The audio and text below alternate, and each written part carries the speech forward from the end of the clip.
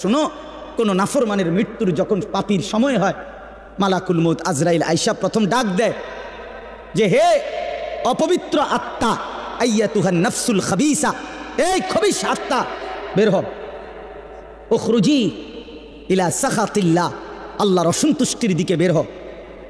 নবীজি বলেন নাফরমান পাপী আল্লাহর অবাধ্য, তার রুহুটা তখন বের হতে চায় না। মালাকুল মউত আজরাইল কলিজাটার মধ্যে খপ করে ধইরা রুহুটা কলিজা থেকে টান দিয়া ছিঁড়া ফেলে।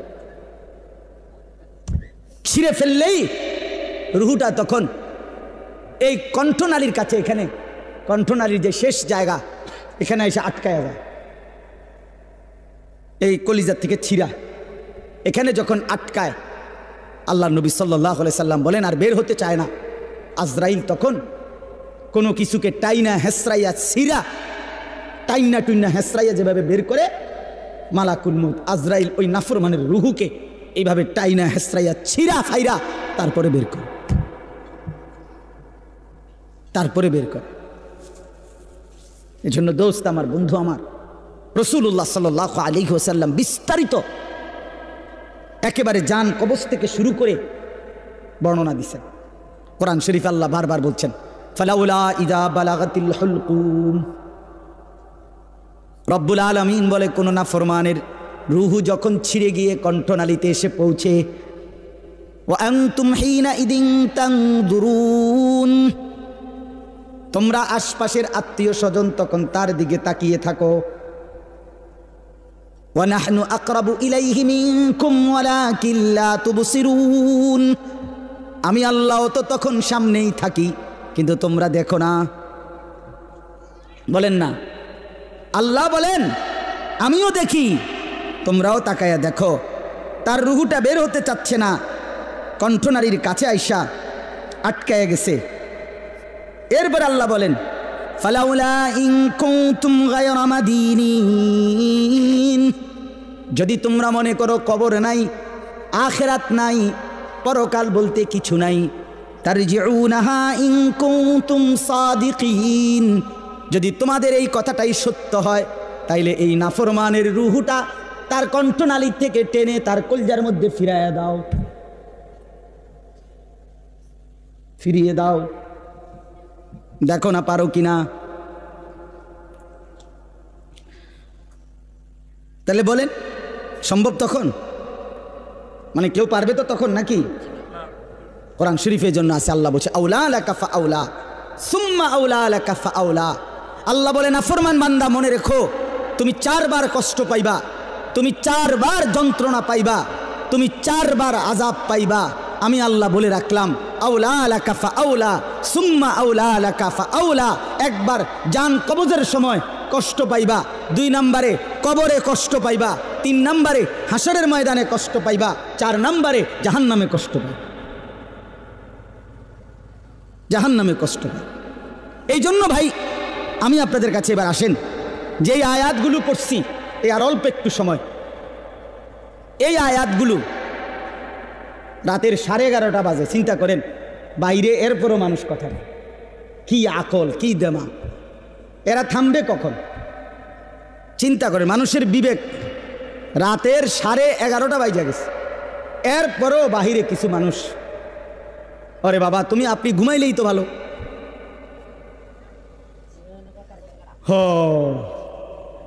কোনো কথাই মানে আল্লাহর কথা কানের ধার দিয়েও যায় না। দুর্ভাগ্য, দুর্ভাগ্য। চলেন তো আমি বলতেছি আখিরাতকে যদি কেউ ভুলে যায়, আর অল্প একটু আমার কথাটা শুনেন, আখিরাতকে কেউ ভুলে গেলে, যুবক ভাই তোমরাও শোনো ভাই, আখিরাতকে ভুলে গেলে সে আর মুসলমান থাকে না। মানুষ আখিরাতকে ভুলে গেলে মানুষ জানোয়ার হয়। দুনিয়ার কোনো আইন দিয়া, আরো কোনো আইন না, আরো পুলিশ, র্যাব, বিজিবি না, এর উর্ফে আরো 10টা বাহিনীও যদি পৃথিবীতে চালু করে, মানুষের থেকে মন্দ অভ্যাস, মানুষের গুনাহের প্রবণতা, মানুষের অপরাধের মানসিকতা কমবে না। মানুষ সুযোগ খুঁজে, দুনিয়ার এই আইন প্রশাসনের কাছ থেকে মানুষ ফাঁকফুক খুঁজে, আর কি কৌশল বাইর করে, কোনো না কোনো কৌশলে পুলিশে ফাঁকি দেয়, র্যাবকে ফাঁকি দেয়, বিজিবি ফাঁকি দেয়, মেম্বাররে ফাঁকি দেয়, চেয়ারম্যানরে ফাঁকি দেয়, বাবাকে ফাঁকি দেয়, মাকে ফাঁকি দেয়, কাউকে না কাউকে ফাঁকি দিয়া কোনো না কোনো বুদ্ধি বাহির কইরা সে অপরাধ করে। কিন্তু যার কলিজার ভিতরে আল্লাহর সামনে দাঁড়াইবার অনুভূতি, আখেরাত, পরকাল, নিজের বিচার, নিজের হিসাব, যে এই কথা দিল দিয়া বুঝে যে আমার এক সেকেন্ড আল্লাহর আড়ালে না, আমার প্রতি নিঃশ্বাসের হিসাব দিতে হবে, প্রতি সেকেন্ডের হিসাব দিতে হবে, আল্লাহর কসম এই আখেরাতের বিশ্বাস যার কলিজায় যতটা মজবুত হয়ে বসে তো ততটাই তার অপরাধ কমে যায়, আল্লাহর বন্দেগী বেড়ে যায়। আপনি যদি বলেন আমি হুজুরের মধ্যে, আপনি যদি বলেন হুজুর আমনের মধ্যেও অনেক গুনাহ আছে, আপনারাও হুজুরদের মধ্যে বহুত কি আছে, পাপ আছে, আমরা জানি, হ্যাঁ তো আমিও কই জানি, তো বুঝতে হবে আমার মধ্যে আখেরাতের ঘাটতি আছে, আপনার মধ্যে যেমন ঘাটতি। কথা বুঝছেন কি না বলেন? আমি কোনো বেহেশতের থেকে আইসি না, আমি আইসি সাবের বাজারের থেকে। বুঝছেন আমার কথাটা? আমি এখন কি বেহেশতের থেকে আইসি? কে? আমি আইসি ক্যান্টনমেন্ট থেকে। তো আমি তো বেহেশতের থেকে আসি নাই, আমাকে হিসাবের জন্য যাইতে হবে। আপনি যেমন দাঁড়াবেন আমিও দাঁড়াবো, আপনাকে যেমন হিসাব দিতে হবে আমাকেও দিতে হবে। এই জন্য আখেরাত ভুলে গেলে এক মানুষের অপরাধ বেড়ে যায়, এক মানুষের বন্দেগী ছুটে যায়। কেন নামাজ পড়ে না? আখেরাত মনে নাই। কেন চুরি করে, জিনা করে, ব্যভিচার করে, মদ খায়, জুয়া খেলে? কেন সারা রাত যুবক সারা রাত উলঙ্গ ছবি দেখে, নর্তকীর নাচ দেখে, জিনা ব্যভিচারের দৃশ্য দেখে? মুসলমানের বাচ্চা হইয়া কোনোদিন খোদার 365 দিনের একটা বছরে কোনোদিন ফজরের নামাজ পড়ে না। মুসলমানের বাচ্চা এত বড় জানোয়ার কেন হইল? মুসলমানের ঘরে জন্ম নিয়া এত বড় হাইওয়ান কেমনে হইল? এক মহিলা 30 বছর ধরে বেপর্দা, মুসলমান হওয়ার পরও কেমনে হইল?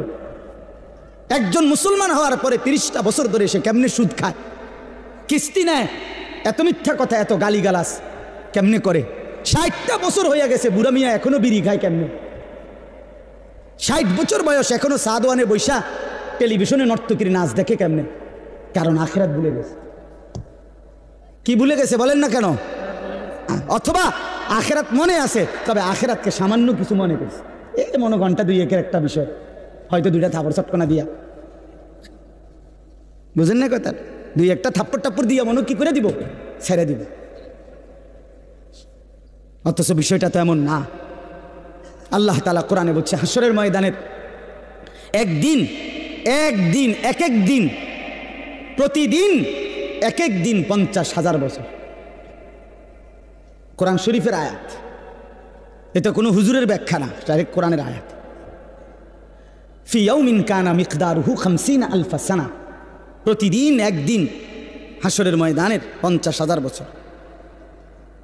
50,000 বছর একটা প্রচণ্ড গরমের জায়গার মধ্যে আপনারই যদি 4টা ঘন্টা 5টা ঘন্টা চারিদিকে কোনো দরজা নাই, জানালা নাই, পুরা গরমের মধ্যে এই প্রচণ্ড গরমের সিজনে যদি বসায় রাখে 10টা ঘন্টা, আমি তো পাগল হয়ে যাব। আপনি তো গরমে পাগল হয়ে যাবেন। তো 50,000 বছর একদিনে মাথার উপরে সূর্যটা থাকলে দোস্ত আমার কি হবে অবস্থা? পায়ের নিচের জমিন তামার মতো হলে কি হবে? আল্লাহ নবী সাল্লাল্লাহু আলাইহি সাল্লাম বলছেন, উম্মত 1 সেকেন্ডের জন্য এই এক পাও রাখতে যেটুকু জায়গা, পায়ের তালু, এতটুকু জায়গার অতিরিক্ত কাউকে 1 সুতা জায়গা বেশি দেওয়া হবে না। মাউদাউ কাদামিন, শুধু পাও রাখবার জায়গাটাই হাসরের ময়দানে মিলবে, ডানে বামে সামনে পিছনে আর আগাইতেও পারবে না, পিছাইতেও পারবে না, এবং 1 সেকেন্ডের জন্য বসতে পারবে না। ইয়াউমা ইয়াকুমুন নাসু লিরাব্বিল আলামিন, দাঁড়িয়ে থাকতে হবে, মাথার উপরে সূর্য থাকবে, পায়ের নিচে জমিন তামার মতো, নড়াচড়ারও কোনো ডান বাম করার সুযোগ নাই। জাহান্নাম সামনে, ওয়াজি ইয়াউমা ইদিম বিজাহান্নাম, কোরআন শরীফে আল্লাহ বলছে হাসরের ময়দানে জাহান্নামকে সকলের সামনে এনে দাঁড় করানো হবে।